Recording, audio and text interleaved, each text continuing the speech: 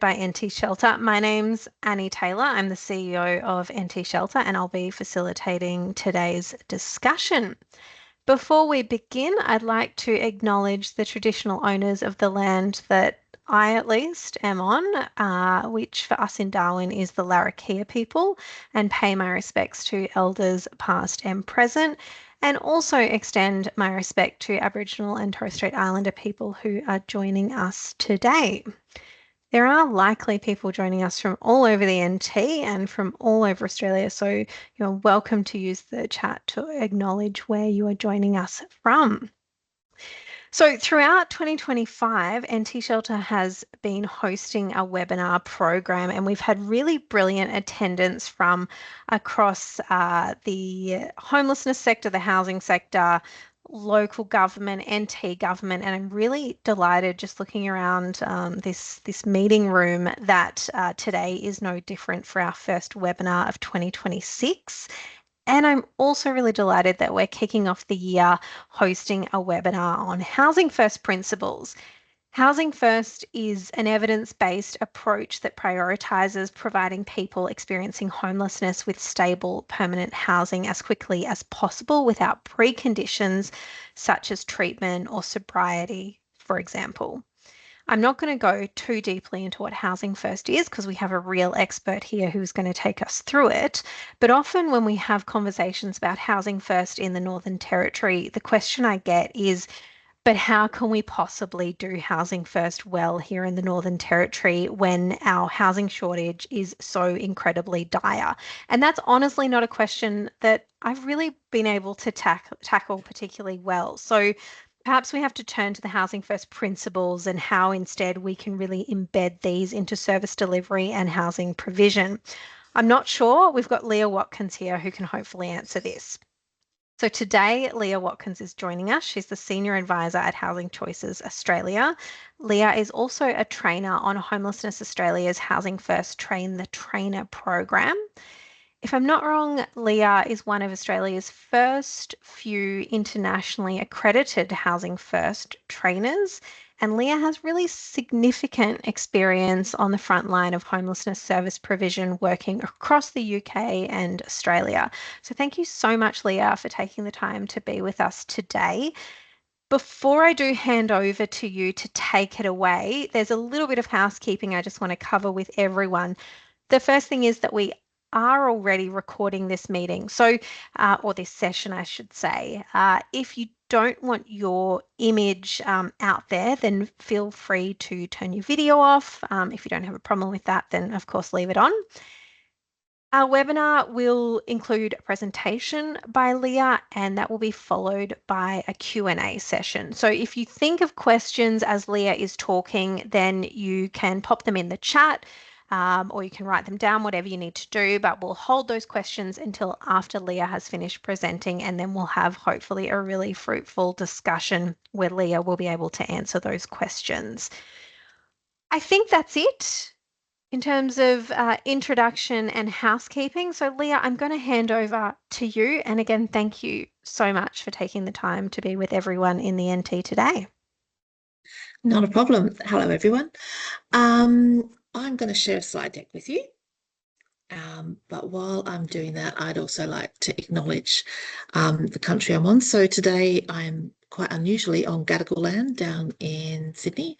I normally spend my time in Whadjuk Noongar country in Perth, but I'm sort of over here. So I'd like to acknowledge the mob where I come from, the stuff that they share with us, and how much I've learned from them over the years about looking after country, looking after people and things like that, and acknowledge the country that you guys are all coming from and any Aboriginal people in the room here today. So this is slide deck. If you've not seen it before, there's a very neat trick in Teams. Up next to where your chat is, you'll see there's now something that says pop out. So if you have two screens, click that and it'll separate the slide deck and you can see the people and the slides at the same time. It's one of my favourite things in Teams. So I'm going to talk about Housing First. As I mentioned, I do a lot of work on the Housing First Train the Trainer and was very privileged to go learn and do the Housing First Train the Trainer in Europe.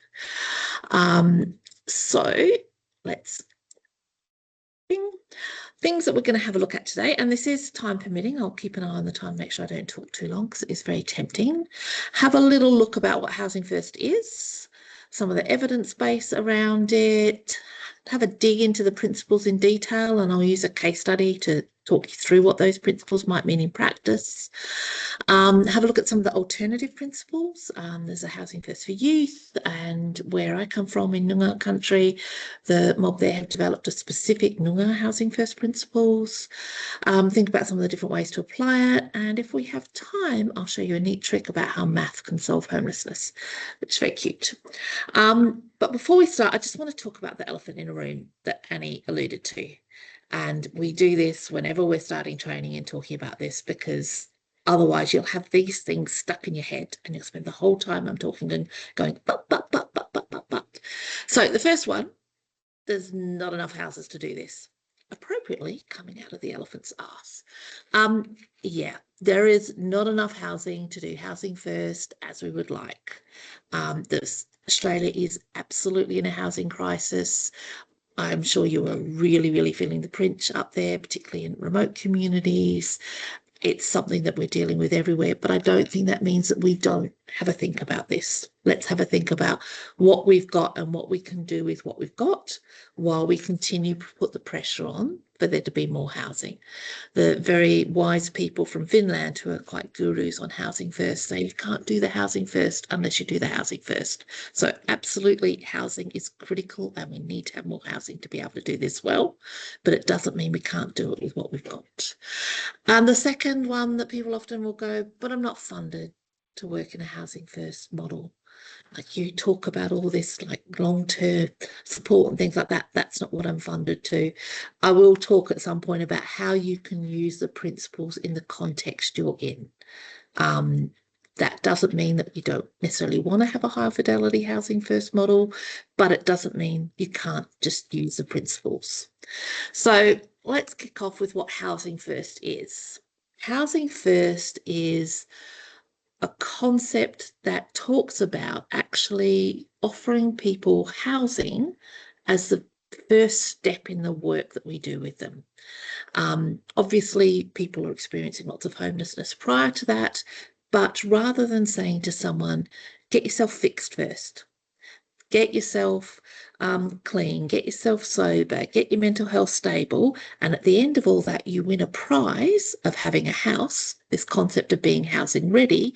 It says, actually, maybe we should offer people the house first, because the best way to learn how to live in a house is to be in a house. Why on earth would I get myself clean, sober if I don't have a house? Why do I have to get clean and sober in the first place anyway? Not everybody who has houses are.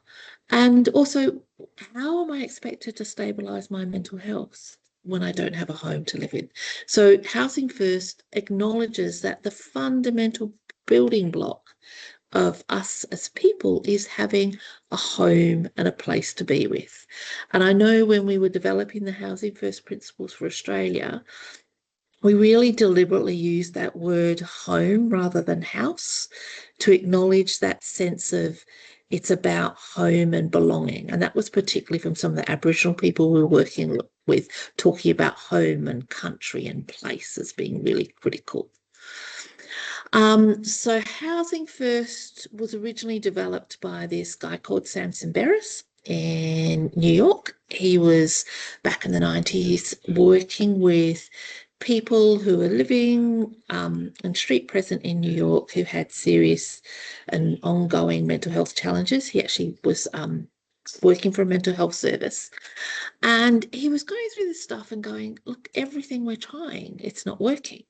Like we're getting people into treatment, we're getting people, offering them rehab, we're, trying to stabilise their mental health. And so he did the thing that maybe we should all do when we're starting to hit brick walls. He sat down and talked to the people he was working with and saying, look, we're trying this stuff, but it's not working. What do you think we should be doing? And they were just like, well, isn't it obvious? I need somewhere to live. Like, I can't do all that stuff if I don't have somewhere to live. So he developed this as quite a specific response to that people really struggling with those multiple coexisting needs, people that often other people see as unhousable, and offered them the housing a home that they were asking for, but not just a home. It's housing first, not housing only, but with the wraparound support to be able to keep that home. Had about 80 to 85% retention rates, and people's health and mental health got better because they had somewhere to live. There's a similarish, about that same time, Roseanne Haggerty was also developing the common ground approach, which is the same sort of principles, but in a single site. Sam was using scattered site apartments. Roseanne was, getting old buildings and doing them up. This housing first approach was set up in contrast to what is often called a housing ready or a staircase model. So this sort of lovely diagram, which I stole from the people, borrowed with consent, not stole, from the lovely people at Micah in Brisbane, shows the difference between a housing first and that staircase model. So housing first, you see someone goes, yep, homeless to a home, whereas other models tend to bounce people around from A to B. Like you're in a crisis accommodation, and if you're really good there and you keep all the rules, you'll get transitional accommodation. And if you're really good there and you keep to all the rules, then you get the next step and the next step. So whether it's a mental health or a homeless response, you see that bouncing around thing. And every time you bounce someone around, they've got to find a new community, reconnect, find a new doctor, feel comfortable with the local shops.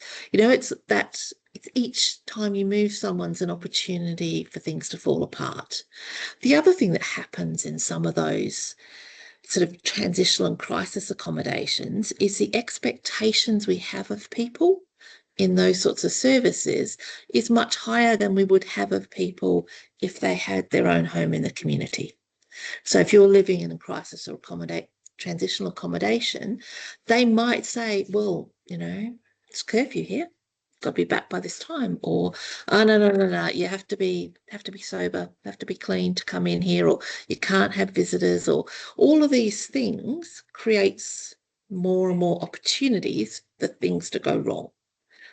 Which is why that housing first idea is about flipping that on the head and saying that everybody has a right to a home, as same as you, same as me, as long as you do the basics. Pay your rent, don't trash the place, don't piss your neighbours off too much. That's it. Nobody tells me, oh, you can't stay in your house because you didn't show up to your counselling appointment 3 times in a row. You're exited from your tenancy.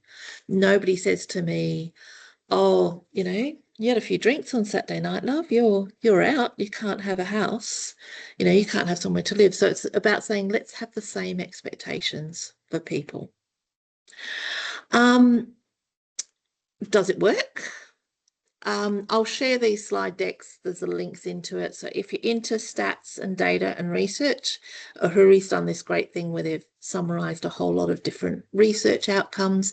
And what there tends to be is housing first tends to get about that 80-85% retention rates. That's in comparison to those people who've gone through those staircase models, which tends to have about a 40 to 60% comparison to that. So the outcomes that you're getting tend to be much better, and for a group of people that often would never even make it through those staircase models. It sounds a bit mad, this idea that actually you put less rules around people and they do better, but actually that's how we are as humans. I think that putting reasonable expectations around people, offering people a home, and offering them the type of support they need to be able to keep that home, because you see the importance of home and belonging for that person. And that sort of comes out in all those principles. I worked with a project in WA, the 50 Lives, 50 Homes, and ours compared reasonably for this. So we had an 81% retention rate after 1 year. And for those that we did a best fit allocation, so a lot more choice around the type of housing we were giving them, it was 92%. So it does work. Other evidence, Finland is always worth talking about. Finland did things a little bit differently. They had very, very senior ministers in their government who decided to take a housing first approach. So rather than setting up a little program here, a little program there, let's do a pilot, let's do a trial, they changed their entire system to a housing first approach. They being a very cold place, they have a lot of shelter beds at the time. So they converted those properties into apartments. They went from Helsinki, I think in 2008, had 550 odd shelter beds. By 2016, it had 52 shelter beds because what they provided instead was actually massive, massive investment in housing. That point that Annie started with, like you need housing. So they, Y Foundation, who really drove this, I think they and now have about 18,000 apartments across Finland that they offer through this sort of housing option. So Finland is the only country that's had these year-on-year reductions in homelessness because they actually put two and two together and worked out, well, the only way you end homelessness is by providing people with homes, sort of in the word a little bit. Very sadly, the last couple of years, that started turning around. There's been a change in government and they've started to undermine some of that work of housing first. So they've actually had homelessness go up, but they had, I think, 15 years of the graphs just going down and down and down in homelessness. They almost ended family homelessness completely in Finland. So that's a little bit about the evidence and what Housing First is. Let's have a little look at the principles. So the Housing First principles for Australia, in my brain, they smell of pancakes because we wrote them in a hotel in Copenhagen. 4 of us had gone across to Europe to do the Housing First Train the Trainer course. And we're doing it in Europe where they had 8 principles. We were trained by an English trainer where they have 7 principles, and we were very familiar with the stuff in the States where they have 5. So our first question was, we're going to have to go back to Australia and train, like which principles are we going to train to? So we sat there eating pancakes because they had a pancake machine in this hotel and like pull together all the different principles from the different places, cross-reference them to see what, because there's quite a lot in common, folded in stuff we'd been learning in our training, got some feedback specifically from Aboriginal colleagues about some of the language, and developed the Housing First Principles for Australia. So they were endorsed by Homelessness Australia back in 2020. And we're going to have a look at them. I'm going to use Albert as a case study. So you might recognize Albert Einstein. I really dislike those stereotypical pictures of people experiencing homelessness. So just imagine Albert didn't go off to America and become famous. He moved to Australia and things went a little bit pear-shaped for him. So Albert's been sleeping rough for the past couple of years and been homeless for almost 8. His brief stays in crisis accommodation before being evicted for things like drinking in his room or arguing with his neighbours. The last time he had his own home was about 10 years ago. He drinks most days and is well known by the local hospital and emergency department, where he's often brought in by the ambulance following a fall or because he's inebriated. His drinking is contributing to health issues. He has both liver disease and diabetes. The outreach team suspect he may also have mental health issues, but he's been unable to get an assessment for him because the mental health services require him to be sober, something you might be familiar with. Before he became homeless, Albert lived with his family. He has adult children he does not see and believes he may even have grandchildren he has not met. His wife passed away 15 years ago, and he gradually lost touch with his children after she died. Albert spends a lot of time in the local park. He collects bread from the day centre before they throw it out. He likes to feed the birds. He talks to them about football. The Rangers know him well, and they mostly encourage him to find somewhere warmer to sleep. It's a more problematic relationship with the police, who are sometimes kind and other times arrest him for public drunkenness. or issue move on orders and things like that. The inconsistency of their response makes him angry, and he's recently arrested for assaulting a police officer. So there's that picture of Albert. You may have met people like Albert, or you can imagine some people similar that you're working with. So we'll walk through the principles and have a think about how they might apply to Albert. So the first principle is everybody has a right to a home.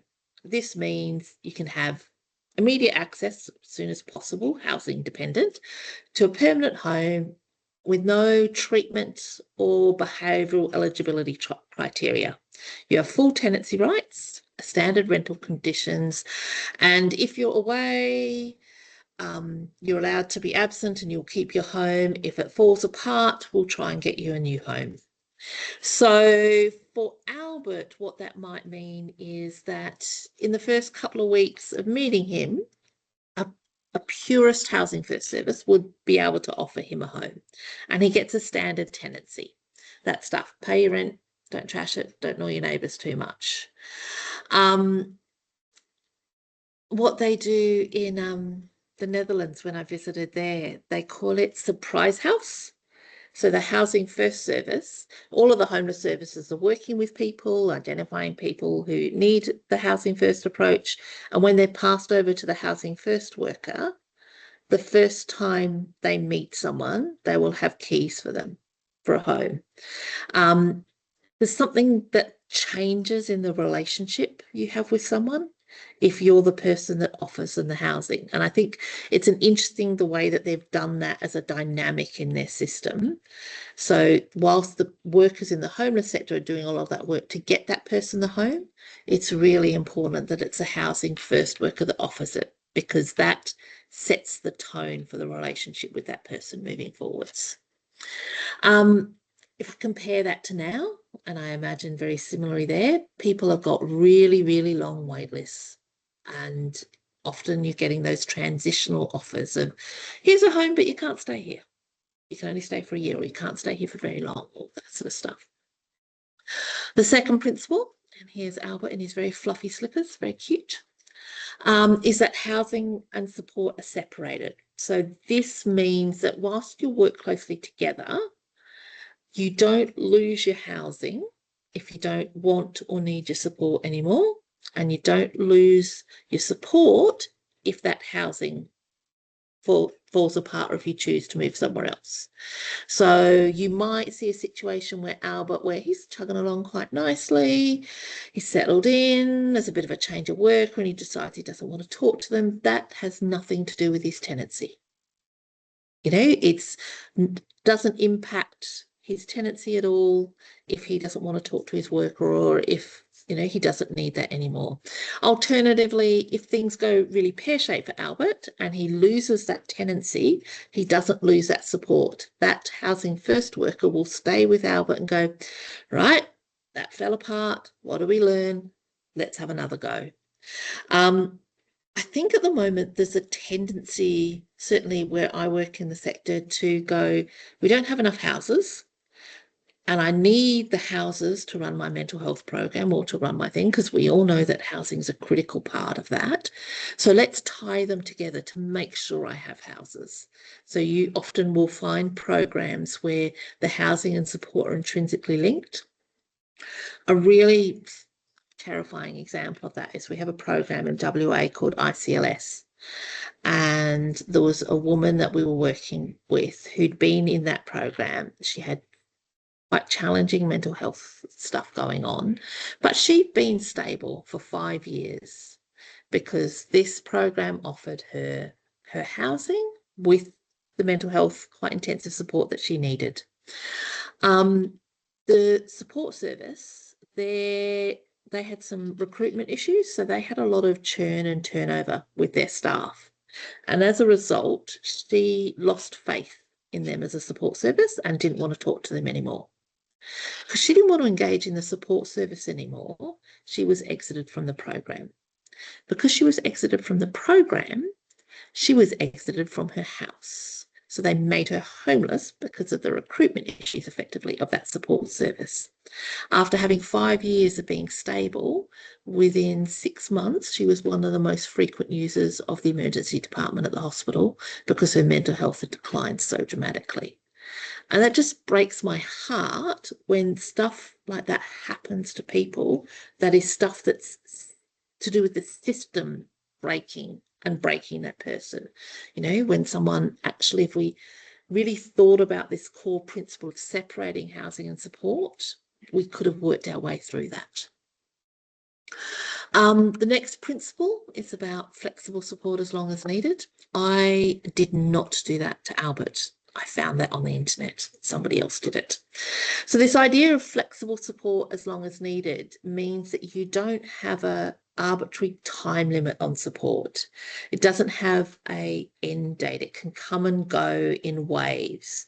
So what you'll often see is that I think program designers and government, they like a time frame on things, because then you know what you're funding and how it goes, and will go, actually, you've got 1 year of case management, or you've got this sort of stuff in there. And for people who've had lots of long-term experiences of homelessness and the complex traumas and stuff that happen about that, you can't, what's that saying? You can't walk into a forest for 10 years and expect to get out in 10 minutes. That the stuff, support needs will come and go in waves like this. And often when people are doing well, that's when support services will exit them. And then when they're crashing again, there's no support services around when there might be a relapse or a struggle. Whereas what a housing first service will do is will go ride that roller coaster with people, or go, actually, you need intensive support at the moment. Actually, you're doing all right. We'll wait. We'll step back a bit. And it's all built around this idea of an authentic relationship and that capacity to re-engage people as needed. We had this amazing thing for a while in Perth. It was philanthropically funded, this after hours team that was just there. You could access it whenever you wanted, people who'd gone through our 50 Lives program.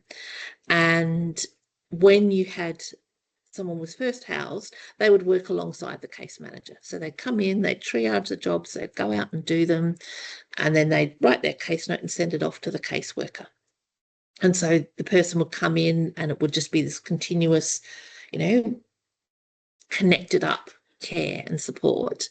But then as people didn't have a caseworker anymore, or didn't need a caseworker anymore, the after hours team would go, that's fine, love. You can be your own lead worker. So you can book the jobs whenever you like. Just tell us when you want. And if people went, well, I don't actually want you anymore, we'd go, well, that's fine. We'll leave the number on the fridge. Things go wrong again, just give us a call. So that idea of throwing a safety net under people to go, we will come and go as needed, so that actually it's actually a lot easier to keep someone housed than it is to get them housed again. So if we can just put stuff around there to keep people housed and be able to respond quickly to those windows of opportunities when things start to go wrong. So that's what that flexible support as long as needed. It sounds terrifying a little bit, that bottomless support, but if you think about duration of need rather than endless support, then it starts to make a little bit more sense. The other one is about active engagement without coercion. So this is really shifting that onus from the person to be engaged to actually, it's our job as workers to be engaging. So, if you look at your service and think, oh, there's lots of people exiting because they've disengaged, start to think about how engaging are we as a service. So for Albert, he might be shutting the door on his worker and going, oh, I don't want to talk to you. So the worker might go, actually, I'll start talking to him about football. I'll bring some bread around so we can go feed the ducks because I know he likes to do that. Or, those sorts of things. I met a guy called Cookie, and he had someone who was really struggling to engage. Cookie had a dog. He'd take his dog for a walk and then just go drop by the guy's house saying, I'm taking my dog for a walk. Do you want to come? And this guy loved dogs. That got him out the door. My friend Rosie spent forever. This guy wouldn't talk to her about anything, but he liked hand cream. bit creepy to ask me. But so she just spent an afternoon going around chemists trying on hand cream. And because she spent the afternoon with him, he started talking to her. And it broke that thing, that sort of being really creative about the ways that we engage people. Next one is choice and self-determination. So Albert, you'd give him a choice about where he lives. Might like to live near a park where he can go feed the ducks. We worked in our 50 Lives program, someone who had quite a large dog. The dog was so large, it was called Camel, but she was only eligible for 1-bedroom property. So we looked and looked, and we found a 1-bedroom property which had a little tiny yard, but it was near a dog park. So it was like, this will work for her, to try and find the place that fits. And I think particularly when you're talking about Aboriginal people that you're housing, and this has come up in the Noongar Housing First Principles, that idea of actually the capacity to say, no, I want to live on country, I want to live near family, I want that sort of stuff is really, really important, makes a huge difference to people's capacity and, access to those family and natural support networks that they have. So someone like Albert might go, I don't want to, like he's a chronic drinker, he doesn't want to talk about his drinking, he's not interested, he wants a dog. That's what you focus on the dog, because those things ricochet on. He might get a dog and now he's got to take the dog for a walk, and that starts improving his health more than, sitting there and going, Albert, got to cut your drinking. Social and community inclusion. This is the principle that when we were looking at the stuff from Europe, that wasn't a principle in its own right in Europe, but was in America. And we were like, no, that's actually really critical. So for the Australian principles, we wanted to make sure this was a principle in its own right. People think that sometimes social and community inclusion is that fluffy extra stuff you do once you've done the real work. Actually, this is the bread and butter work. This is the stuff that makes a difference to people's lives. So for Albert, he wanted to reconnect with his family. And so thinking about how can we do that? How can we reach out to your kids? How do we think about what happens if they don't want to reach out with you? How do we have those conversations? How do we bridge that gap? It might also be things like going, there's a mob in Perth that called Befriend, who do this really nice stuff around it. And they did some research into the science of friendships, and friendships happen through repetition. So sometimes you might see workers going, I'm doing social community inclusion because we're going on an outing. We're going fishing today, and then we're going to the park this place tomorrow, and the next day we're going roller skating. And actually, when you're doing that, you're just taking someone on outings. You're giving them opportunities to improve their relationship with you, but you're not giving them opportunities to improve and build relationships with other people. So Albert likes football, can't afford to go see the big football, but he could go to the local football. And it's about sitting in the same seat each week, sitting next to the same person, getting to chat to them, starting to belong. That's what social community inclusion is about. It's about helping people have opportunities of belonging, which often have not so much to do with us as workers. We are the most unreliable people in their lives because we get new jobs. We have a community of scope of practice. We won't lend them money. They can't ring us at 3 a.m. If you have family, if you have friends, you can ask them to help you out. You can go and crash at their place. You can ring them at 2 a.m. when you split up with your girlfriend. You can, they're helping people build those sorts of supports in their life is so much more important than just building professional supports. Recovery orientated practice. So these last couple of principles come from other sectors. So the recovery orientated practice comes from mental health sector. So people might be quite familiar with that. It's that idea of dignity of risk rather than just this duty of care thing, helping people build a good life rather than expecting them to be symptom free, that really strength-based type of stuff. And then final one is harm reduction, which comes from that drug and alcohol sector, that idea of you don't have to be clean and sober to have a house, to have a life, to achieve anything. There's a guy called Ian de Jong who wrote the book on ending homelessness. And he says this really cute thing around most drug addicts and alcoholics live in houses.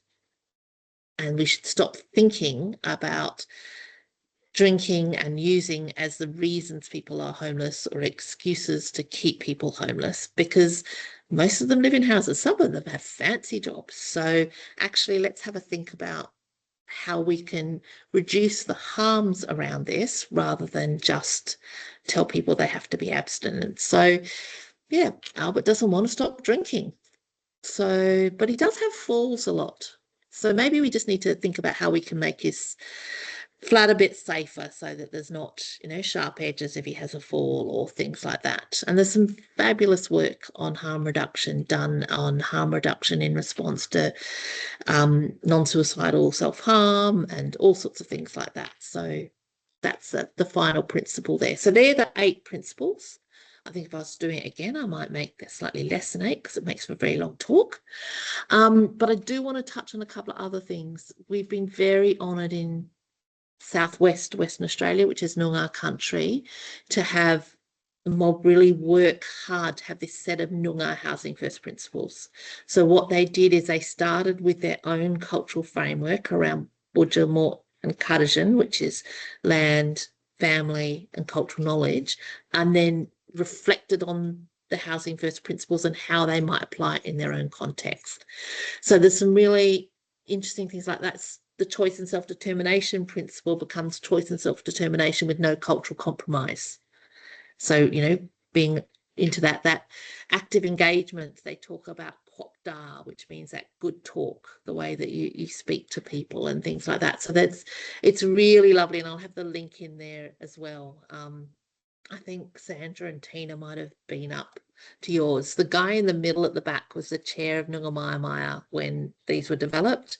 And at their recent thing, he told this really nice story about how when he first heard about the housing first principles, he was like, hang on, that's how we work. We need to Noongarize that stuff so that it makes sense in our own context. And I think, that often when you're in a very different context, and I know Northern Territory is such a different context to other places, take this stuff and adapt it to your own context, and that's fine. Take it and think about what could this mean in a particularly Northern Territory context. There's also Housing First for Youth, which when Canada did its huge evaluation of Housing First, they did notice that whilst there were some great outcomes for young people, there was some areas that were struggling a lot. And so they shifted it a little bit to be more specific to the youth experience. So in Housing First, we tend to be home for life, tenancy, stuff like that. Whereas actually Housing First for Youth acknowledges that all young people have a range of housing options. So there's a lot more different housing choices. You might do transitional here because that's what young people want. So it leans more heavily on that choice and self-determination stuff. It also really emphasizes understanding where people are at in terms of adolescent development and the types of supports that they might need around that.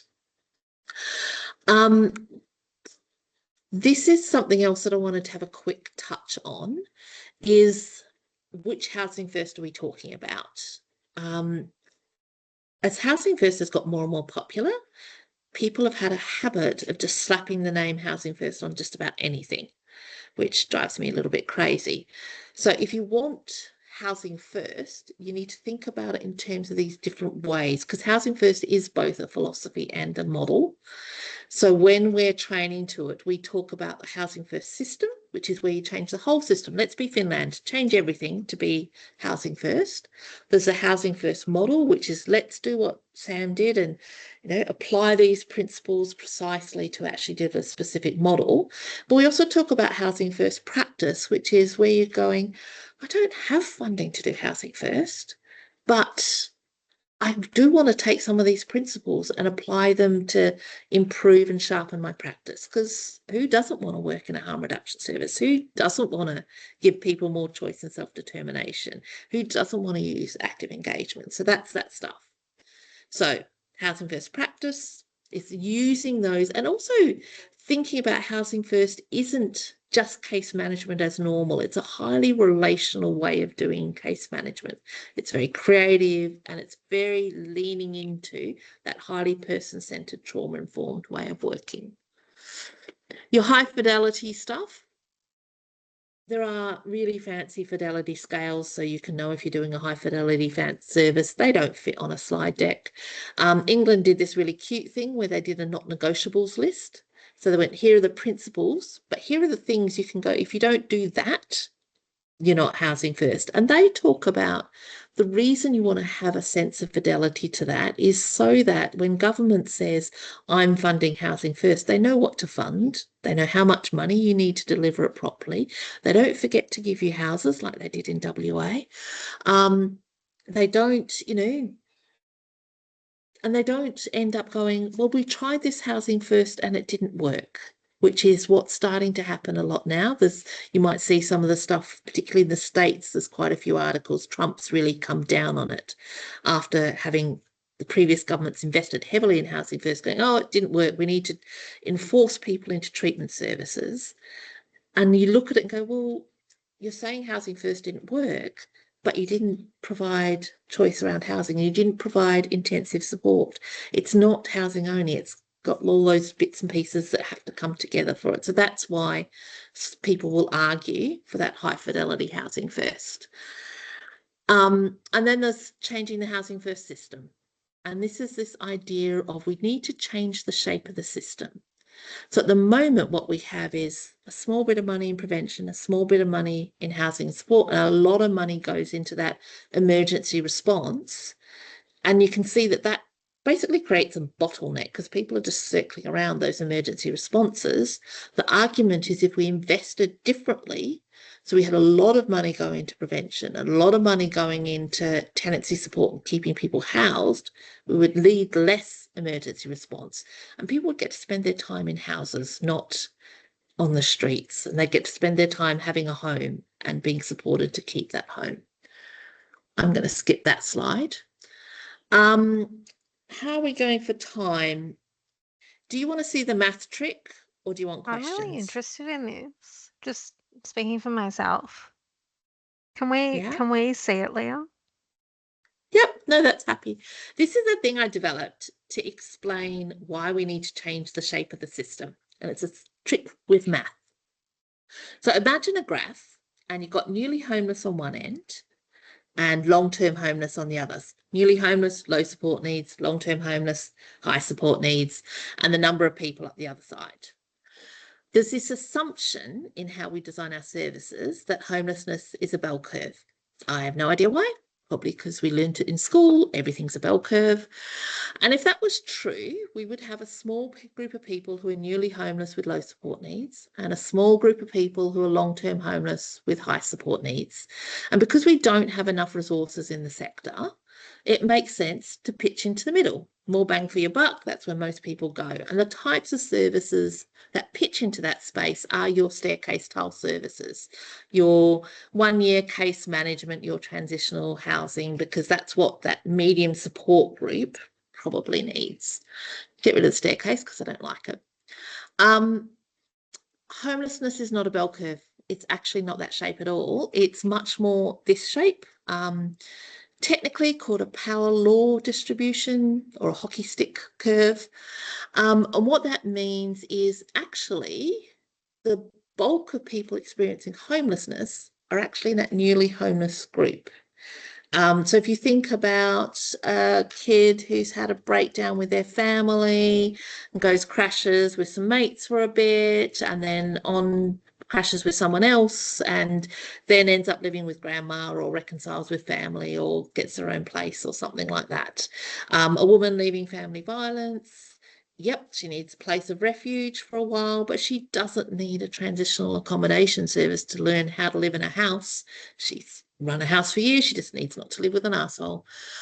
So that we think that there's more further down the track because these people only touch our system a little bit and they're often touching our system without even identifying themselves as homeless.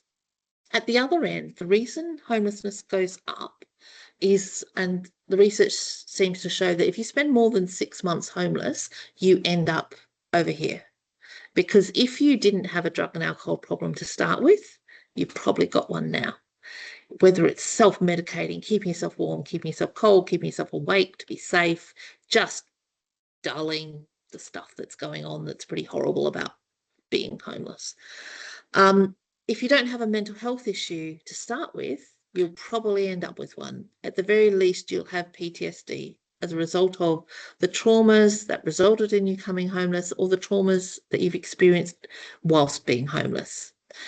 What the services do is for this group of people, if we're pitching our services into the middle, we effectively drag them into homelessness by only offering them those middle style services.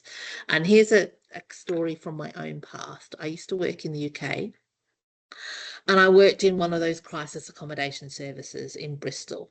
And there was a kid who was from Bolton up in the north and he'd gone down to Glastonbury Festival in the south. And on the way back, he ran out of money. Nowhere to stay, no money. And so I went to the local council, which is where you go in the UK. Said, I've got no money, nowhere to stay. Can I have some help? And they sent him down to us. We're a crisis accommodation service. That's what we're for. People have no money, nowhere to stay. Come on down. You can stay with us. 6 months later, that kid was entrenched in homelessness and had a raging heroin habit. I think that we as a service caused that. We did not think, what do you need? And answer that. We thought, what do we have? We'll give you that. And we gave him what we had, which was come and stay in our crisis accommodation service. We should have bought him a bus ticket and packed him on a bus straight back up to Bolton to his family. So effectively, by only offering those types of services, we're not offering that newly homeless group of people the opportunity to cut their homelessness off at the start. There was a really nice piece of research the Institute of Global Homelessness did, asking people in the first week you were homeless, what could we have done to prevent the second week? And it was all sorts of creative, different things. If I could have hired a trailer, I could have got my stuff and then I wouldn't have lost my stuff. If someone had helped me talk to my mate, because I was couch surfing with my mate, and I thought I didn't want to be a burden, so I stayed out all the time. And him and his missus thought I was treating the place like a hotel because I didn't come back for dinner. And so they kicked me out. Whereas if you'd helped me talk to him, I could have stayed there and I would never have ended up in the situation I'm in. So those really creative, different things in that space. And then at the other end, this group of people out here, if we have these middle services pitching into the middle, what we invariably say to that group of people is, oh, no, no, no, no, no, no, you're too hard. We can't possibly have you live with us because you've got the audacity to have drug and alcohol and mental health problems at the same time. Or if you do come and live with us, you won't be able to keep to our rules regime, we'll end up kicking you out anyway. So effectively, by pitching our services into the middle where we think people are, we're actually dragging people into homelessness and leaving them out in the cold a lot more. What we need instead to do is to think about our responses differently. So at this end, the newly homeless end, that rapid rehousing approach. What could I do this week to either help you stay where you were last night or help end your homelessness quickly? That really sort of preventative early intervention approach. At the long-term end, that's where that housing first approach is needed. And housing first it's an expensive model, and that's who it's designed for, because that's the group of people that actually are currently costing our system a lot more than it would cost to deliver housing first. There's an article called $1 Million Murray that inspired this, who this guy cost the system $1 million in being in and out of hospitals, mental health and policing things. And then in the middle, you need that sort of housing-led case management response. So that's how you can use math to end homelessness. There's a bit more to it, but I think we ought to stop for questions. That's And I'll stop sharing. brilliant, Leah. Thanks so much. I just found that article and I was about to put it in the chat for everyone to It's refer to the in the Million Dollar Murray links at article. the end of Ah, my there you go. slide deck, so you I've can just share just that. found it, so I've chucked it in there. Thank you so much for that overview and insight. That was really brilliant. Questions? We've got 10 minutes left, 9 minutes. So I'm going to open up the floor straight away. Put your hand up, unmute yourself, put your questions in the chat. Let's use Leah's time while we still have her. Anyone? Mike, you've unmuted yourself. Over to you. Take the camera off. Leah, we're having the homelessness conference here in October, and I'm thinking a session just on that last graph would be fantastic. And It it would would be be. really, You're going it to would pay be for me to really, come up there? well, you never know what's in it for us. No, we'll, I I mean, draw we've that been, graph yep. all the time. My notebooks are just full of me drawing that graph. And I actually have trained to that in Europe. So I know there's a guy in Italy now who does that graph. So we've just been working on our homelessness strategy from now until 2030, and the funding part, or the homelessness team in children and families are really supportive of the sector creating what's needed for the sector. And it doesn't mean staying in the same lane you've been in for the last 20 years. So yeah, I mean, that's the sort of thing that would be really interesting, I think, have those discussions about, so we start to think, what are we doing? Why are we doing it? And how could we do things differently to make a change? So thanks. Yeah, absolutely. And happy to share that stuff. And, there's actually, I've got a video of me doing that with the extra bit at the end. So I'll find the link and share that with you if you want to share it on with anyone. Thank you. Violet. Quick question. In a few words or a few sentences, what do you envision housing first looking like in a jurisdiction that doesn't have housing infrastructure? How can we apply it without the infrastructure? I would not let your jurisdiction off the hook in thinking that you can do it without the housing. I would absolutely keep the pressure on for needing more housing because people need a home. I think you could take some of those principles and apply it into your day-to-day work, but you could have a think about, what housing resources do you have? How can we have a think about how people look at that stuff? I think when you think about what Finland did, they had a look at what they had, and what they had was a lot of shelter beds. And they were like, well, we don't want a system that is just sheltering people. We want a system that's offering people homes. So converting some of those homes into shelter beds, and think about what some of your transitional housing looks like. If it's got a door and a lock and you get a key and a lease, why are you making people cycle in and out of that accommodation? So have a think about what some of those options are there, about adapting some of those housing to be transitional. We did a creative thing once with our 50 Lives, where we had someone in a transitional property, and when we were meeting with our housing working group to say, how can we get these people housed, one of our housing providers said, the person who's in that transitional, they're in one of our houses, it's one of our transitional properties. Do they like it? Well, maybe they can stay there then if they like it and they're settled in that community, because we've actually found that place quite hard to let. So if they're settled, we'll convert that transitional one into a permanent housing, and then we'll have a look at something else that we can add into the housing stock. So enabling a housing provider to move, we call it program swapping, where we move those properties around to give a bit of relief for neighbour fatigue and let people settle into places they feel comfortable in. Leah, can I ask? Oh no, I'm not going to take up the time. Marnie. Hi, thanks, Leah. That was very interesting, and I think it gives us something positive to give back to people. I think the NT is very unique because we have a lot of, I guess, people who are more like unhoused, who choose to be Yep. in that situation because of, I guess, lifestyle choices. And in the space here, it's obviously there's a huge shortage of actual housings or even crisis accommodation to offer people, but it's around those additional supports as well. But I do see the positive impact that we can have as well.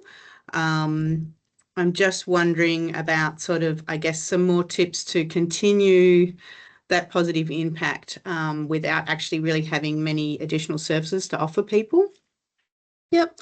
I think that the point you raised about some people who are actually choosing to be unhoused and things like that, there was an interesting piece of research that was done, and they were looking at a range of different places around the world, and there was stuff that came up in India where they were looking at people experiencing homelessness there and identified there was a couple of different types going on there. There was a group of people that are more like what we're used to in sort of like other parts of Australia, of that, you know, standard rough sleeping, needing housing, traditional homelessness. But they also had a group of people who were coming down from rural communities to work in town to earn money to send back home. And they were actively choosing not to be housed because they wanted to send all their money back home. And so actually offering a homelessness response to a person who's actually, that's not what they're doing, is probably not what you need to be doing. So if you're thinking, actually, I've got people, you know, down in Darwin because they've come down from country for medical and health or this and that and the next, work out actually that stuff about leaning into that choice and self-determination. Are you wanting a home in Darwin, or are you wanting to get some stuff met here, sort out some health stuff, do some cultural visits, and then actually you have a home back in country?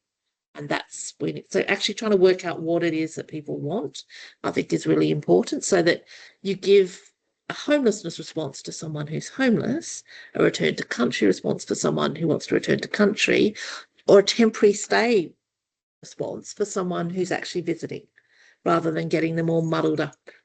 Yeah, definitely.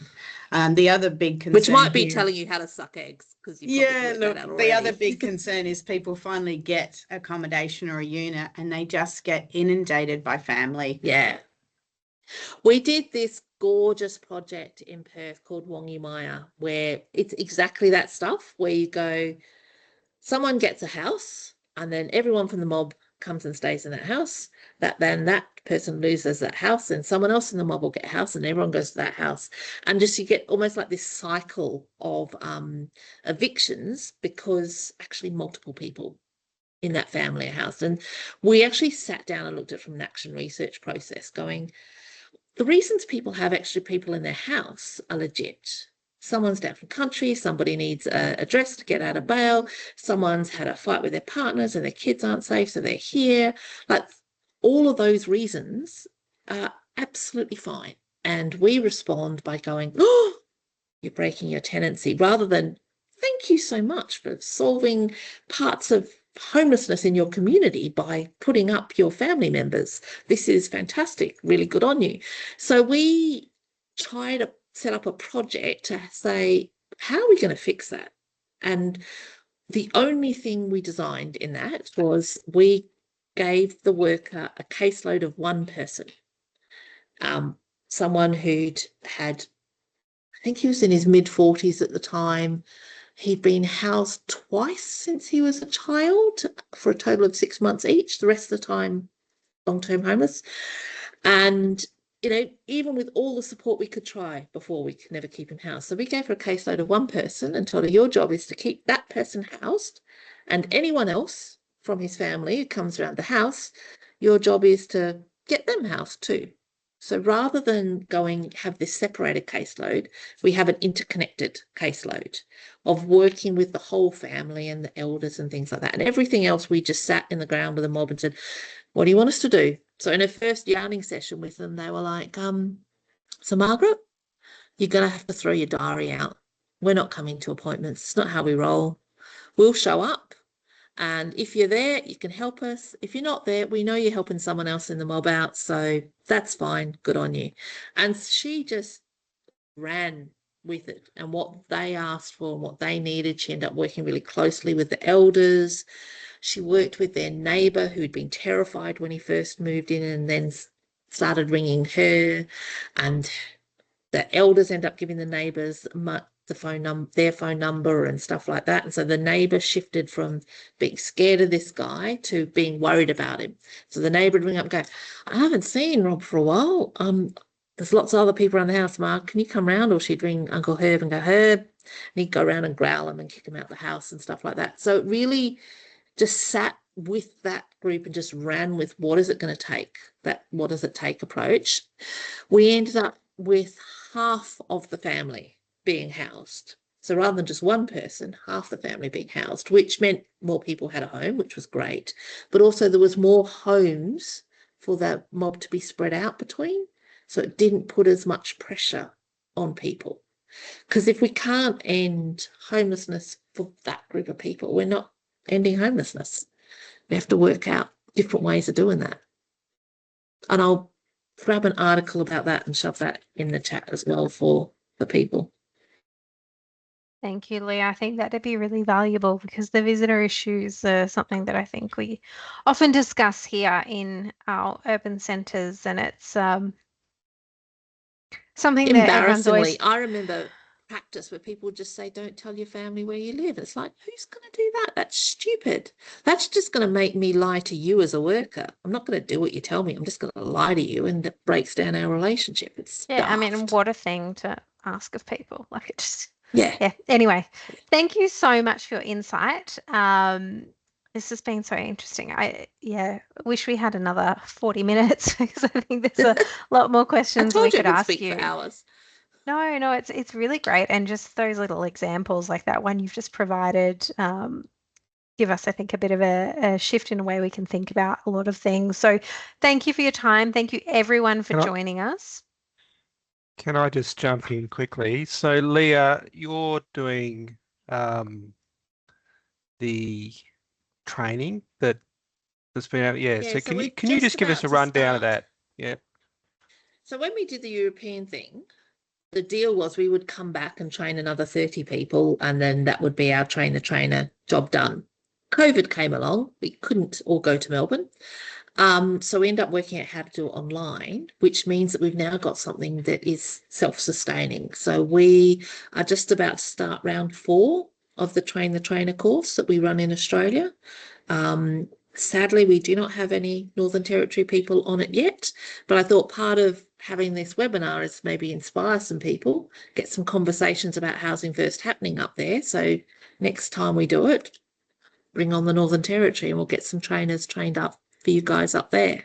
And definitely encourage you to have a look at that Noongar Housing First concept and how they had a real dig around and look at it and adapted it to their own context a bit and think about how can we make this work in the Territory and how would we want to, do it a bit differently and adapt it for our own communities. Thanks. Brilliant. Well, if there's anything in the future we can share, then let us know. We'll put it in all our newsletters, our website, socials, etc. But just, in finishing, thank you so much for your time. Thank you everyone for being here. Cool. It was lovely to meet you all. Yeah, it was brilliant to meet you. Thank you, everyone. Hope you have a good rest of the day. Thank you. Thank you, See Leah. you. Thanks, Leah. Thanks, Leah. Bye. Bye. Thanks.